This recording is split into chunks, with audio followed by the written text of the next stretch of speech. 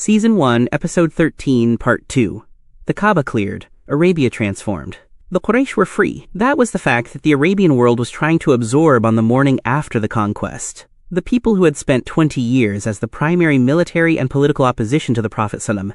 The people of Badr, of Uhud, of the Trench, of the siege of the Muslim community in the pass above this very city had been told they were free to go. No chains, no tribute extracted as the price of survival, no hostages, no demonstration of supremacy beyond the demonstration already made by 10,000 campfires burning in the hills, where yesterday there was only darkness. Go. You are free. And if you are watching Part 2 without having watched Part 1, the March of 10,000, Abu Sufyan's conversion at the back of a white mule, the 4 columns entering Makkah, the Prophet handing back the key of the Kaaba. Part 1 is linked in the description below. This episode builds directly from that one. If you are new to this channel, subscribe. Every episode in this series connects, and what happens today in Makkah will determine the shape of the next 1,000 years of this story. Now, the amnesty was announced. The people were alive, and there was still one thing left to do inside the Kaaba that could not wait. 360 idols. They stood in the courtyard and inside the walls of the structure that Ibrahim and Ismail had built as the first house of monotheism on earth.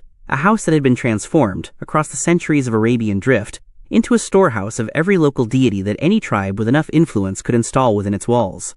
Hubal, the great idol, stood at the top. Isaf and Naila stood by the well of Zamzam. There were figures carved from wood, fashioned from stone, representing gods shaped like lions and horses and vultures. There were even images of Ibrahim and Ismail themselves, depicted as arrow diviners. The tradition of the forefathers inverted into the superstition the forefathers had been sent to abolish. The Prophet ﷺ did not enter the Kaaba and destroy them in a rage. He entered the Kaaba and prayed. He prayed inside the house. Then he came out, and he took his staff, and he went to each idol in turn and touched it, and each idol fell on its face. He recited, "The truth has come, and falsehood has perished. Verily, falsehood is ever bound to perish." One by one, 360 times, that equation was balanced. The images of Ibrahim and Ismail were among those cleared. The Prophet ﷺ looked at them before ordering their removal and said, "May Allah destroy them." They used to depict Ibrahim casting arrows for divination, and Ibrahim never did such a thing. This matters beyond the immediate act of clearing a sanctuary. The Prophet ﷺ was not simply removing rival religious objects the way a conquering general removes the symbols of the defeated. He was making a theological argument about the continuity of revelation, that what he was restoring in the Kaaba was not something new but something original, something that had been there before it was obscured.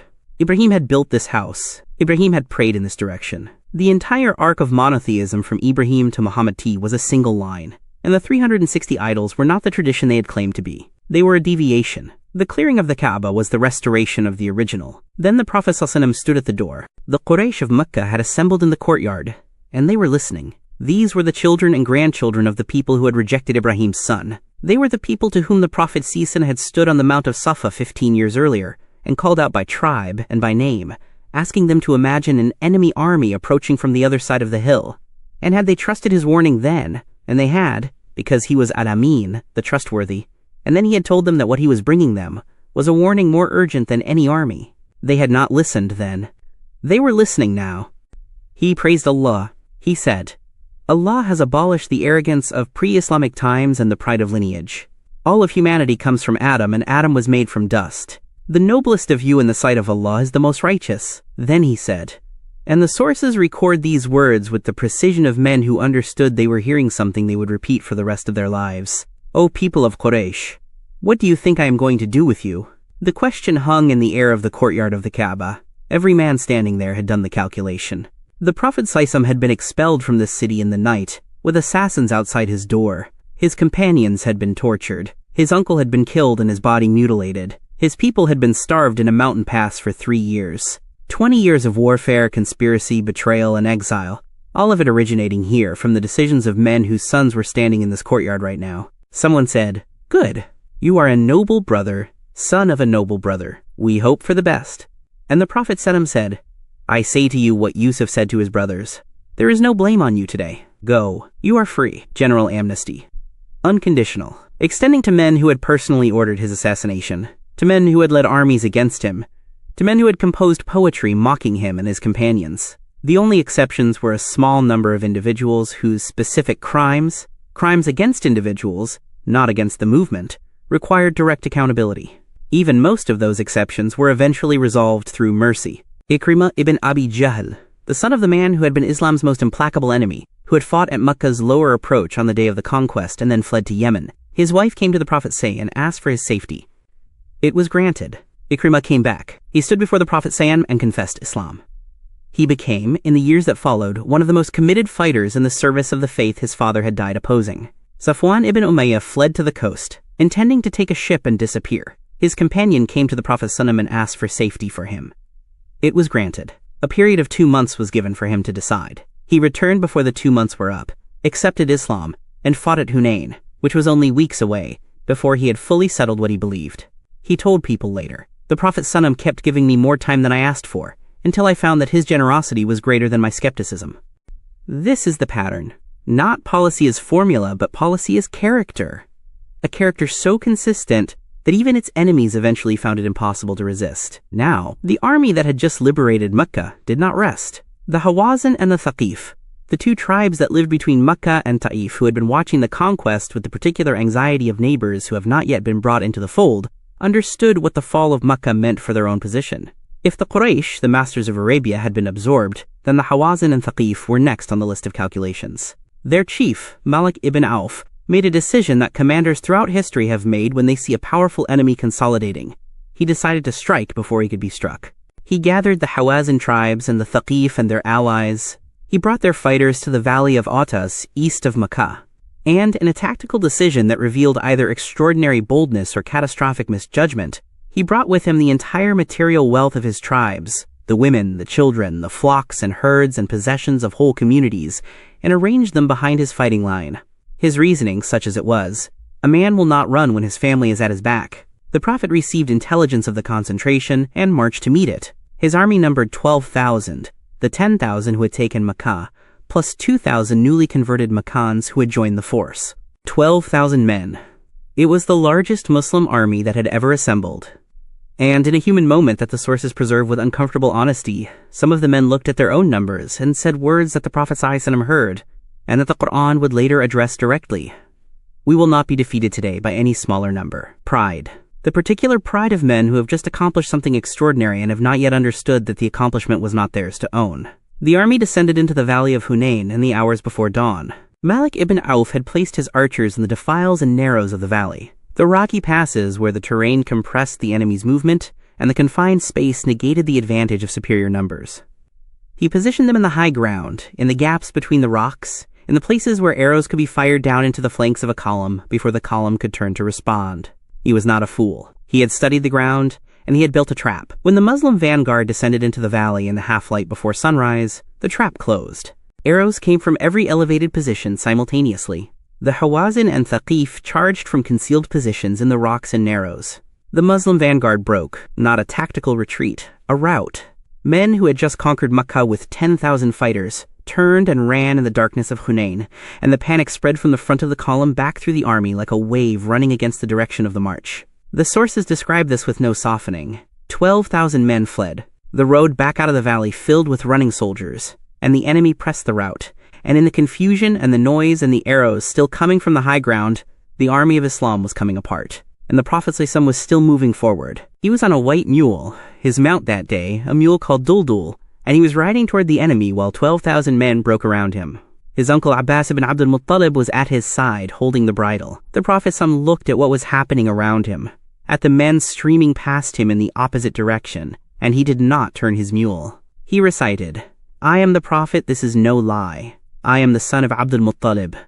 Abbas was a man with a powerful voice. The sources specifically note this, as though his voice was as much a military asset as any weapon. The Prophet ﷺ told him to call the men back. Abbas called out to the Ansar. He called out to the men who had taken the pledge of Ridwan at Hudaybiyah. He called them by name, by tribe, by the pledges they had made. "O people of the tree! O Ansar!" And the men who heard that voice running in the darkness with the sound of Hawazin arrows still finding them, they stopped. Not all of them. Not immediately. But enough. Enough men turned back toward that voice, back toward the Prophet ﷺ still moving forward on his white mule, that the rout found its edge and reversed. 100 men gathered. Then more. The Prophet ﷺ watched them come back and called out, "Now the oven is hot." He took a handful of dust and threw it toward the enemy line, reciting a supplication, and then the reformed Muslim force struck. What follows in the sources is the compressed language of a battle that has turned. The Hawazin broken, their families captured behind their fighting line, the tribes that had come to destroy the Muslim army now scattering into the hills and valleys of the Hijaz. Malik ibn Auf fled to Taif. The Muslim army swept through Adas. The spoils of Hunain were enormous. 6,000 captives, 24,000 camels, more than 40,000 sheep and goats, quantities of silver that the sources enumerate with the precision of people who had never seen wealth concentrated on this scale. The Battle of Hunain matters not just militarily but theologically, because it happened 10 days after Makkah fell. Because 12,000 men had just conquered the city they called the Mother of Cities, and they came into the next valley confident in their numbers, and the numbers nearly destroyed them. The Quran addressed this directly in verses that every Muslim in that army heard recited back to them. Allah has already given you victory in many fields, and on the day of Hunain, when your great numbers made you vain, they availed you nothing, and the earth with all its width became too narrow for you, and you fled back. The lesson was not subtle. The strength that had taken Makkah was not the strength of 12,000 swords. It had never been the strength of numbers. The 300 at Badr had already established this. The trench had established it again. Mu'tah had established it a third time. And now Hunain established it in the most dramatic possible terms, by giving the army 12,000 men, and then showing them what 12,000 men amounted to when they forgot where the strength actually came from. The Prophet ﷺ laid siege to Taif after Hunain, where Malik ibn Auf and the remnants of the Thaqif had taken refuge behind substantial fortifications. The siege lasted 20 days.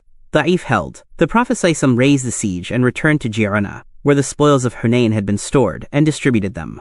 And here, at Ji'ranah, came the moment that the sources treat as one of the great emotional passages of the entire prophetic era. The newly converted Makkans, the men who had been part of the Quraish opposition for 20 years and had entered Islam at the conquest, received large portions of the spoils. The Prophet ﷺ gave generously to them, to Safwan ibn Umayyah, to Ikrimah, to Abu Sufyan and his sons. He gave to the leaders of the Quraish in quantities that the sources describe as extraordinary. The logic was clear to the Prophet ﷺ. These were men whose faith was new, whose attachment to Islam needed to be reinforced, whose hearts needed what the Arabic term calls talif, the softening, the drawing in.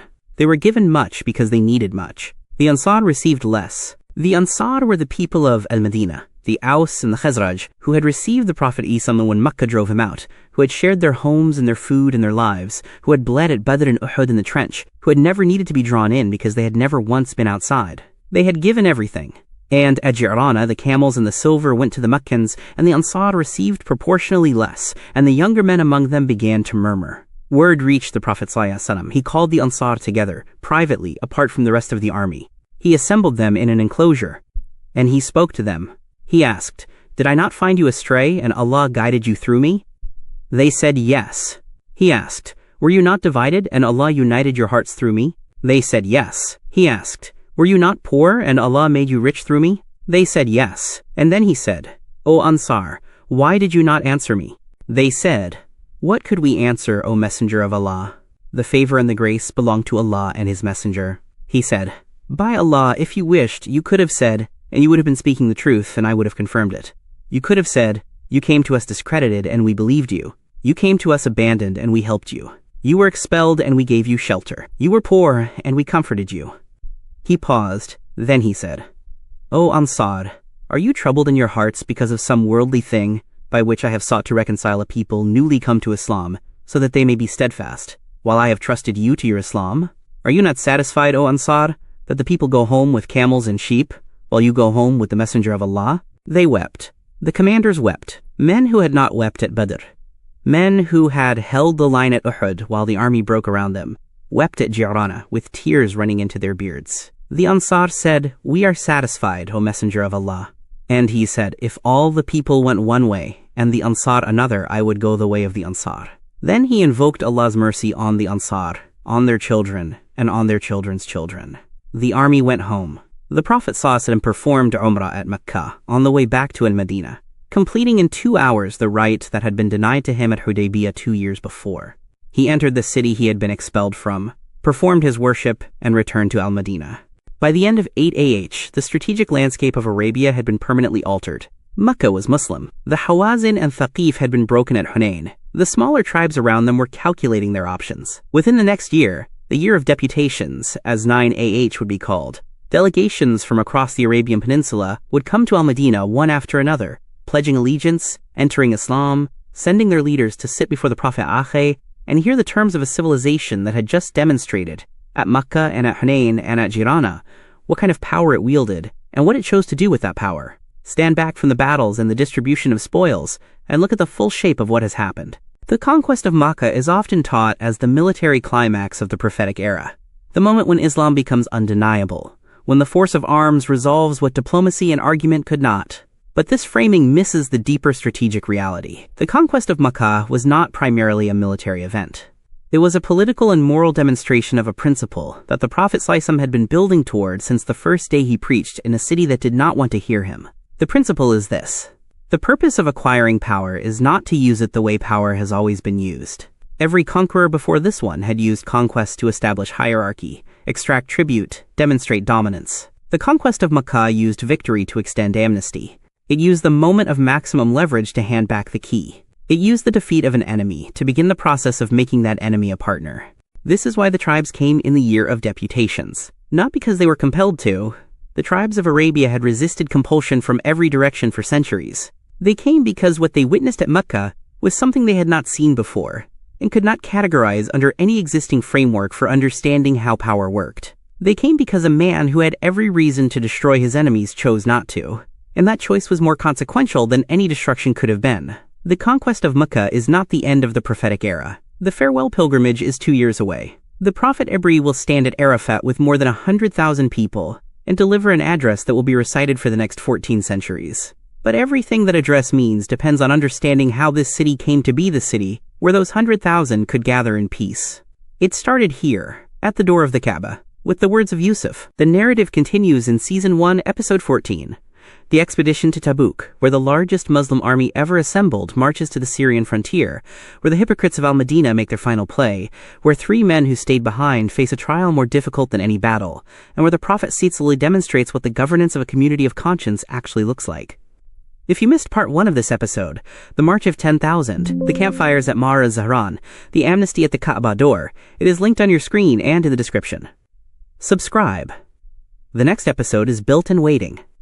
And if this episode gave you something, if the Prophet sum on his white mule at Hunain, if the Ansar weeping at Ji'ranah, if 360 idols falling face forward in the Kaaba meant something to you, share it. One share brings this history to someone who has never encountered it. This is the House of Wisdom, where history is never just the past,